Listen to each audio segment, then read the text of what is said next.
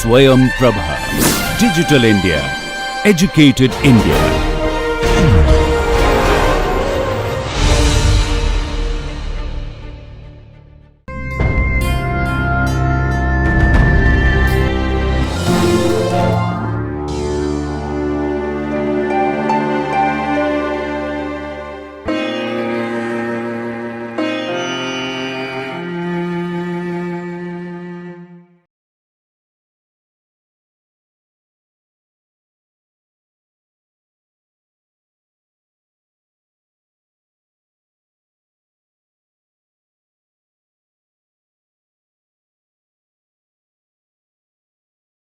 Hello dear students, I am Dr. Mona Semalti from HNB Garhwal University, Srinagar, Garhwal. So dear students, I welcome all of you in this module of gels. Okay, so we are discussing today about gels, pharmaceutical gels, different types, classification, their functions. So all these things we will be discussing in this module. So these are your learning outcomes. So we will discuss about introduction to gels, properties of gels, and the requirements of gel preparation methods, and as well as its evaluation. So after going through from this module, you will come to know these things about gels. So dear student, gels are semi-solid pharmaceutical preparations, as we all know that. They are semi-solids, comes under the category of semi-solid dosage form consisting of dispersion of small to large molecules in aqueous liquid vehicle, rendered basically jelly-like structure through the addition of gelling agent.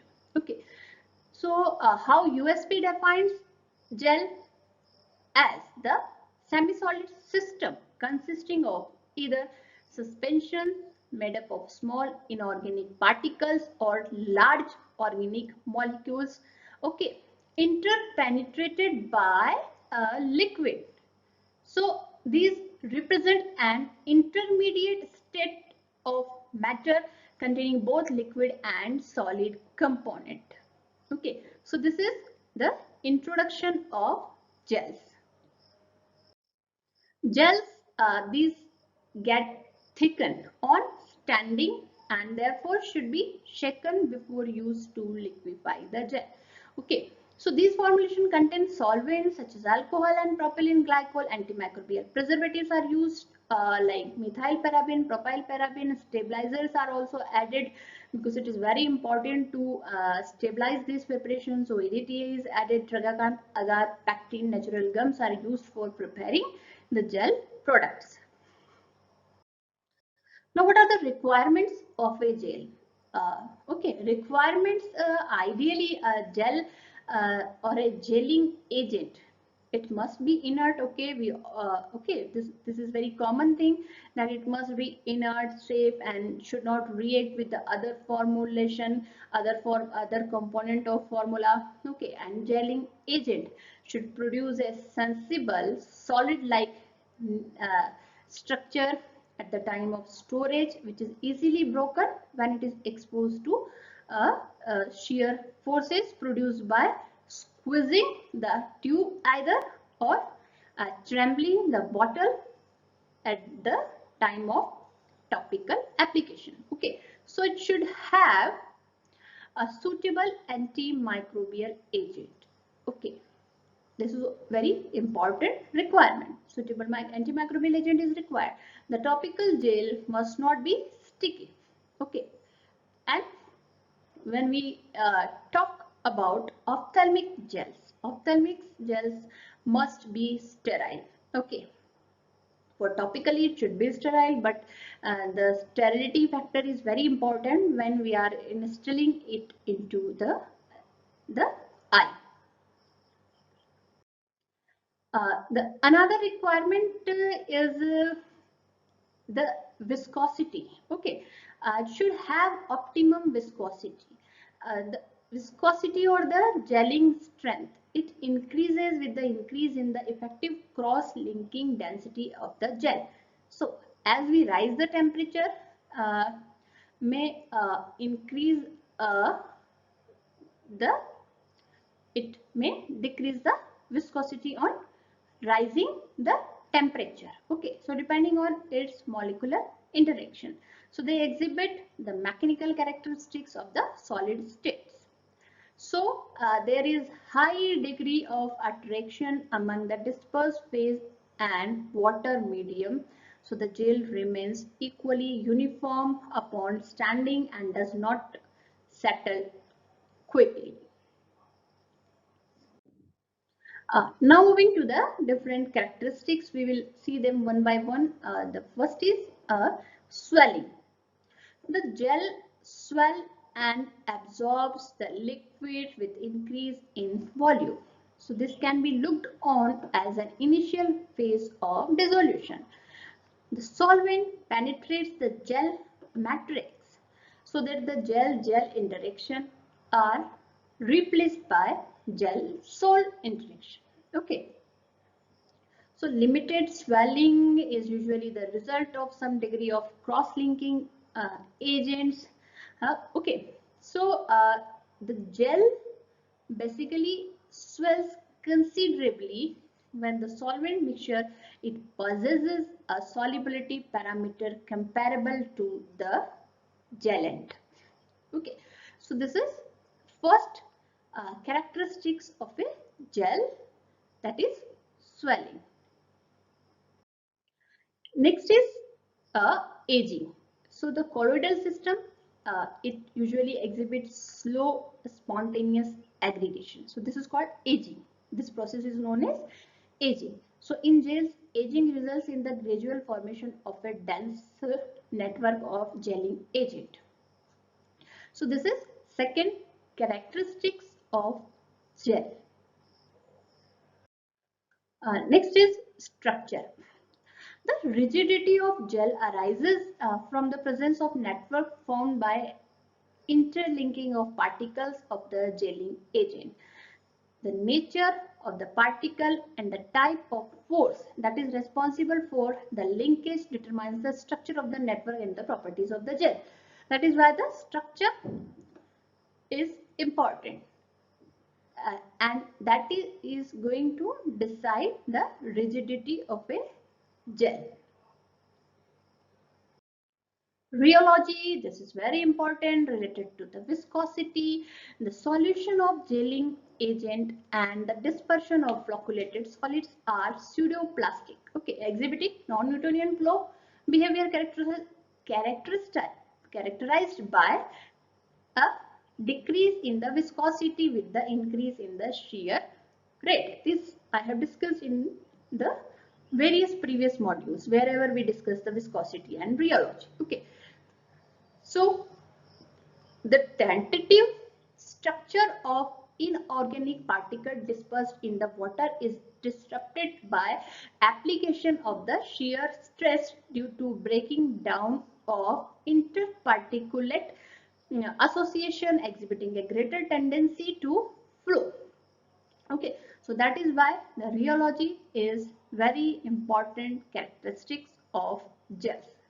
Now moving to the classification of gels. We can classify gels uh, the based on inorganic phase.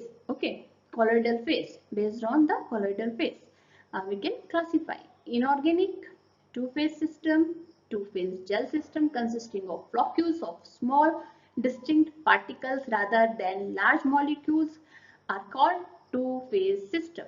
Okay, both gel and magmas can be thixotropic and become semi-solid on standing, while when agitated will acquire a liquid form.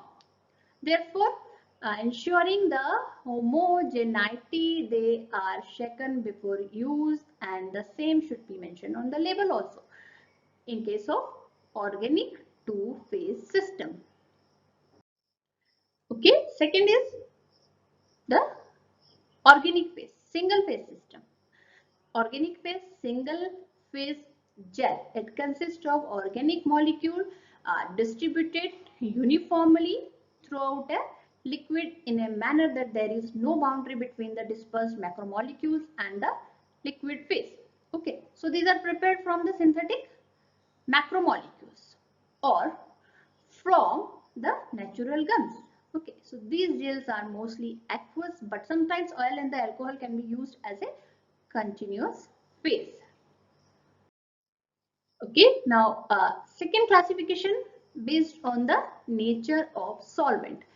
Based on the nature of the solvent means water based and oil based. Okay, hydrogels, these are water based. So it is a network of polymers chain that are hydrophilic. They have affinity towards the water.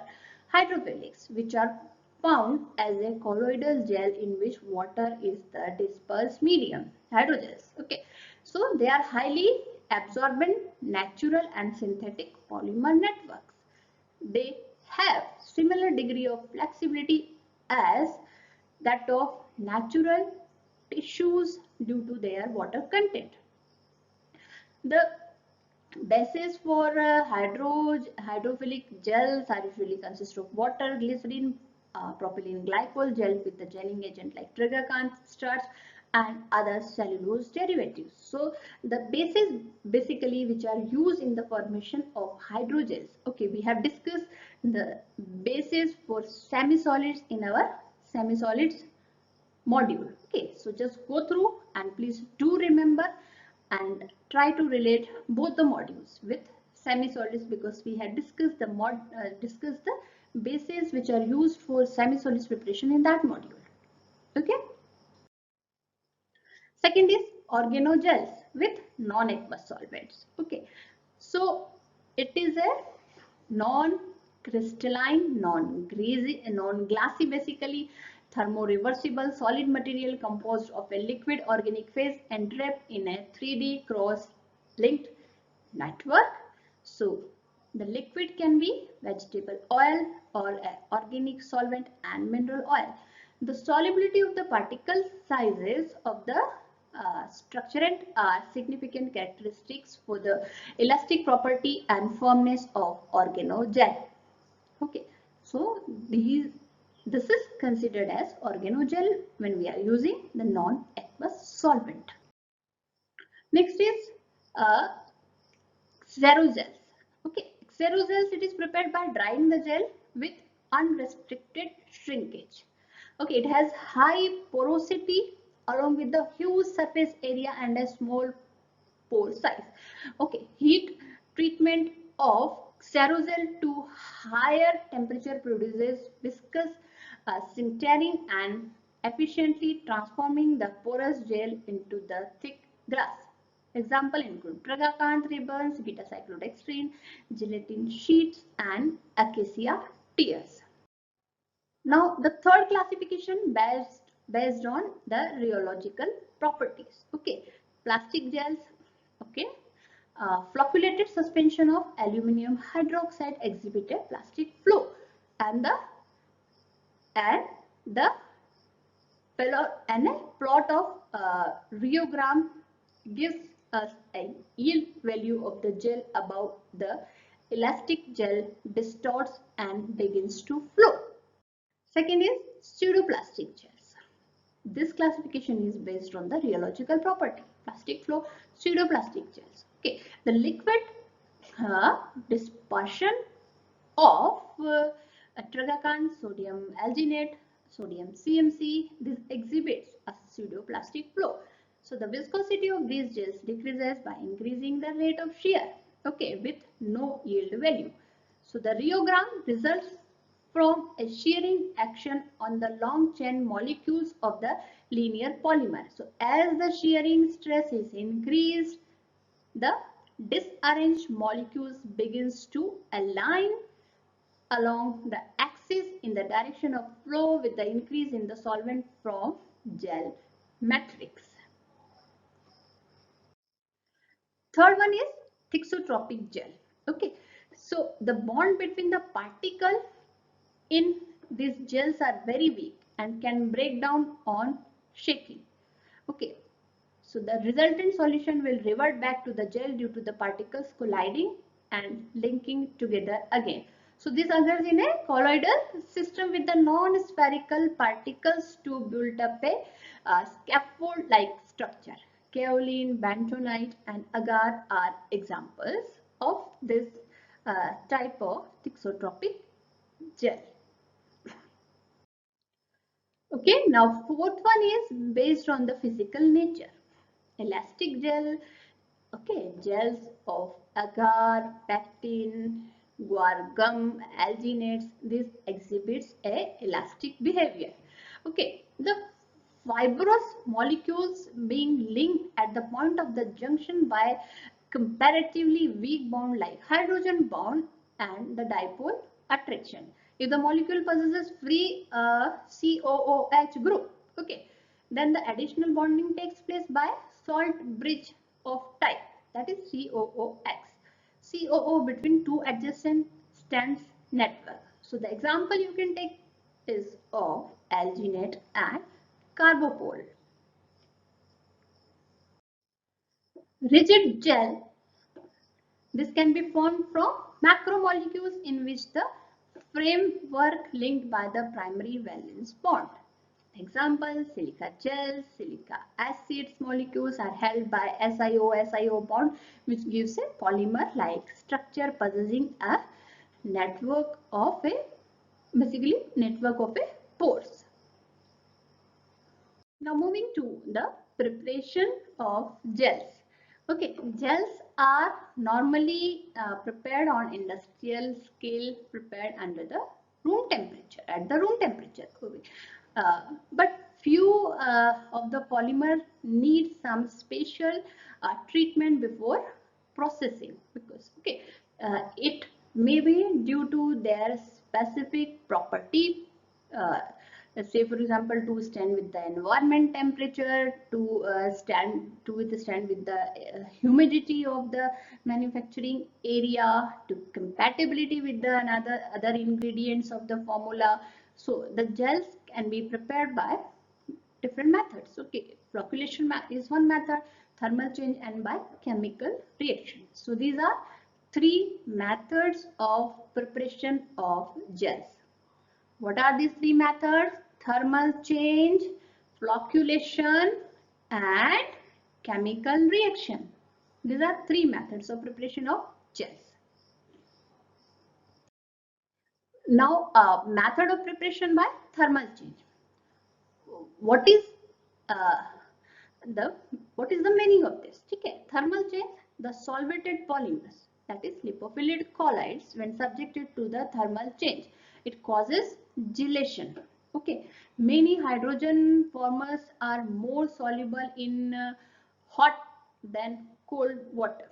Okay, sometimes you might have noticed that when you dissolve sodium alginate in cold water, it will take a very long time to dissolve, and the percentage of sodium alginate dissolving in water is less as compared to we dissolve it into a little warm water. Okay, so it depends. Okay, so that is why if the temperature is reduced, the degree of flocculation is degree of the hydration is increased and gelation takes place there. Okay, so some materials like cellulose either have the good water solubility to hydrogen bonding with the water.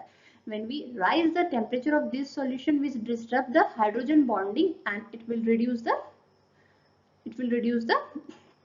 solubility in a case. Okay, in some cases which will cause gelation. Okay, so this is the method which depends on the thermal change. Next is flocculation. So flocculation, the gel formed by flocculation methods are thixotropic in behavior, and the hydrophilic colloids such as gelatin, protein and acacia. Okay, so these are only affected by the high concentration of electrolyte. So by the process of salting out the colloidal and the gelatin, okay, gelation, it doesn't occurs. Okay, so the gelation is produced by adding the sufficient quantity of salt to precipitate to produce the gel state. Okay, so this is about flocculation. Basically, the flocculation is introduced in this method. Okay. So the next method is chemical reaction. So there is a chemical reaction produced in between the solute and the solvent.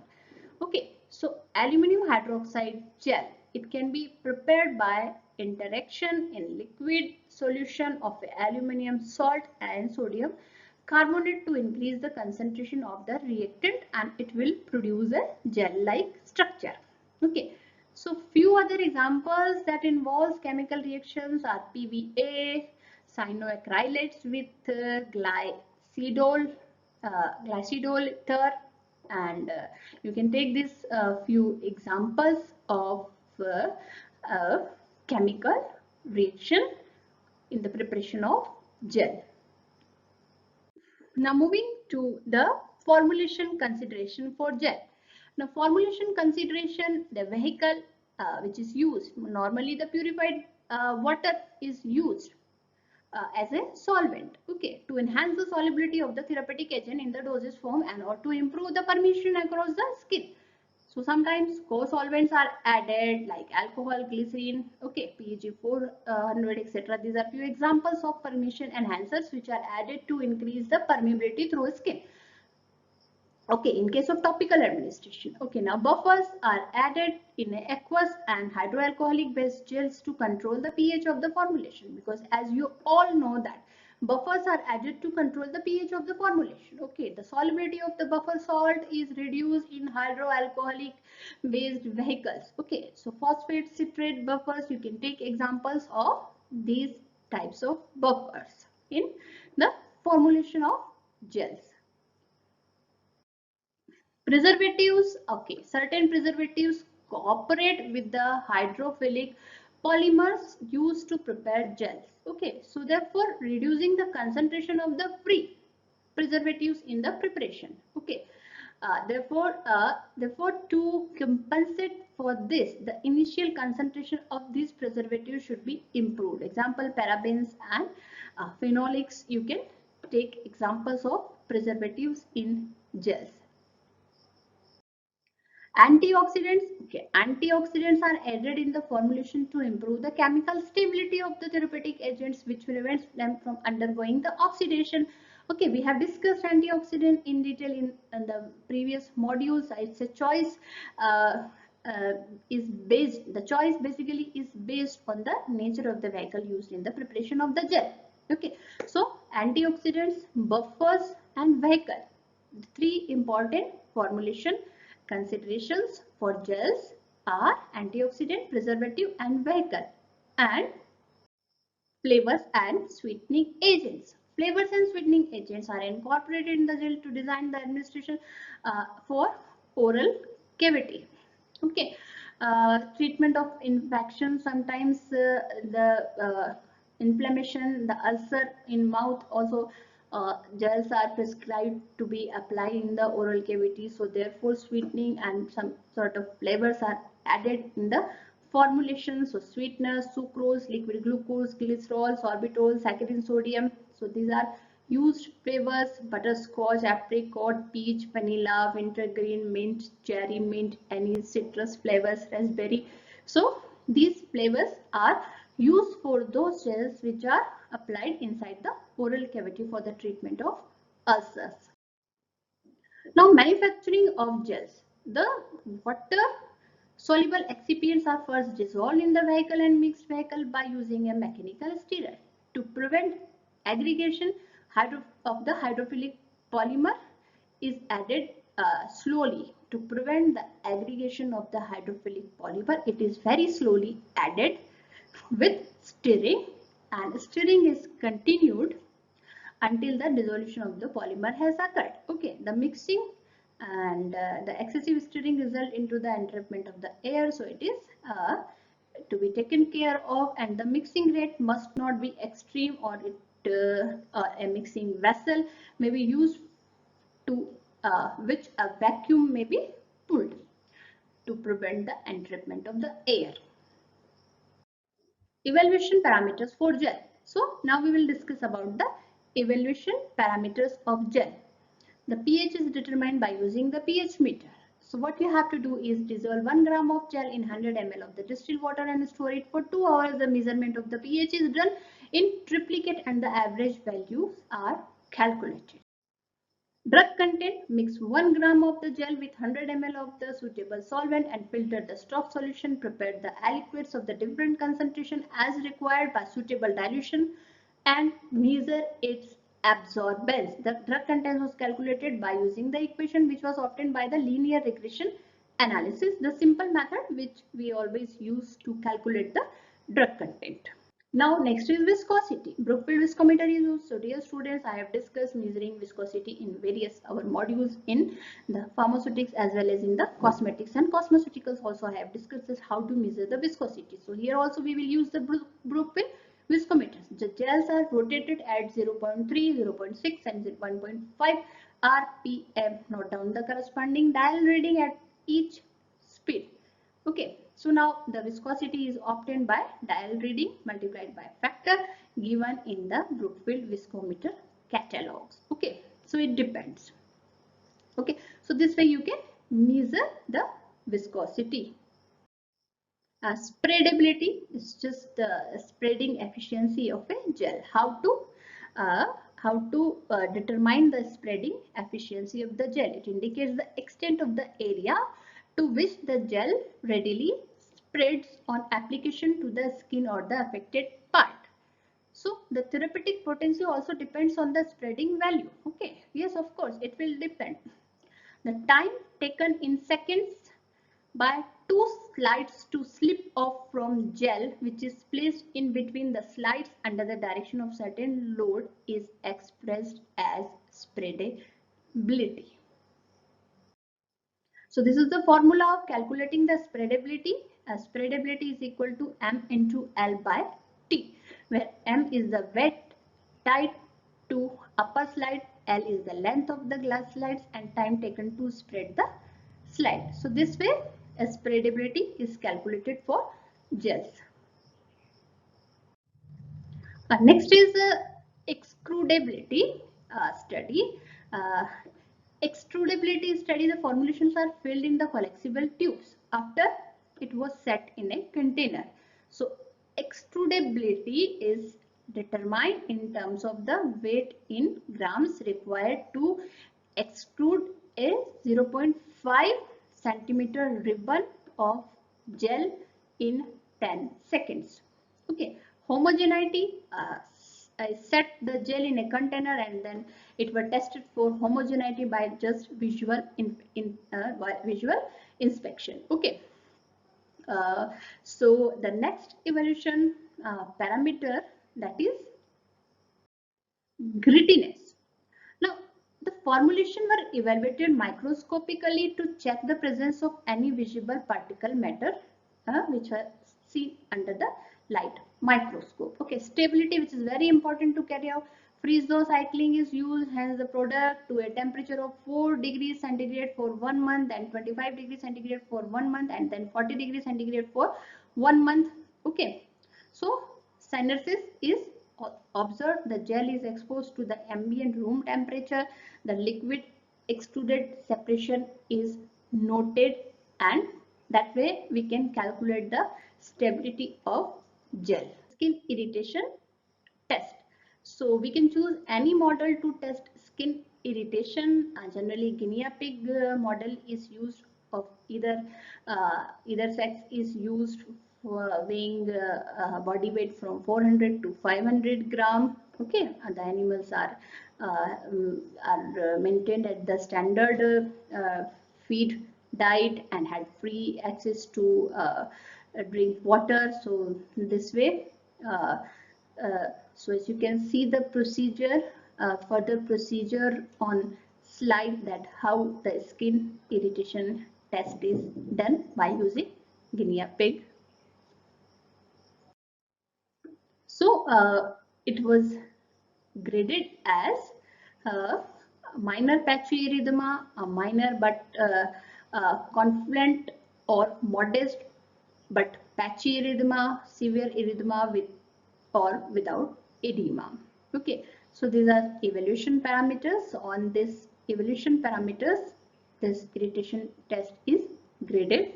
So next is in vitro diffusion study. It is carried out by French diffusion cell. So all of you know the procedure, how to evaluate the diffusion of gel through French diffusion cell. Okay, so in vitro diffusion study, which is done by French diffusion cell. So inhibition, we can also in vivo studies, so different animal models can be chosen for to carry out the in vivo study.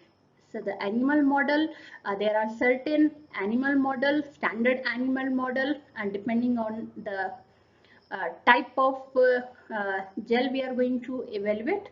So and new in vivo model can also be explored. These are your references. Just go through from the references. So dear students, now coming to the summary of this module. In this module, we discuss gel in details, their introduction, properties, function, requirements, and what are important things to consider before formulation aspects of gel as well as its evaluation. So dear students, that's all for this module. I hope you have enjoyed this module. So stay tuned for more videos, and thank you so much for watching this video.